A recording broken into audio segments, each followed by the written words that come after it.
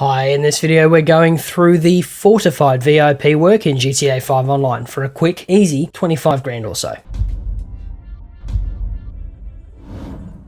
Hi and welcome back, my name's Dan and I'm an old grumpy gamer. Grand Theft Auto is a truly massive game. Between GTA 5 and the constant updates from Rockstar for GTA Online, there's no shortage of new content and interesting things to do. Join me then as we look at Fortified VIP work in GTA 5 Online. Before we dive in, if you're new to the channel, we do how-to guides, news and giveaways, so consider subscribing and ringing the bell to stay up to date. So this is a fun little free mode mission you can do whenever you have 10 minutes spare and feel like going for a drive. If I'm honest, the paywall in front of this mission is, well, nuts. But if you own an Armoured Boxville already, it's something a little different. This works in a standard online free mode session and in an invite-only lobby. Sadly, you can't do this mission in a solo lobby though. To get started on this one, you'll need full armor, full health, and an Armoured Boxville. And that last one is a kicker. I mentioned a paywall for this mission because the Armoured Boxville will set you back $2,926,000. But that's not all. You'll need a vehicle warehouse to be able to make that purchase, which is 1.5 mil, and before you can purchase a vehicle warehouse, you need to own an executive office or CEO's office, which will set you back a cool $1 million.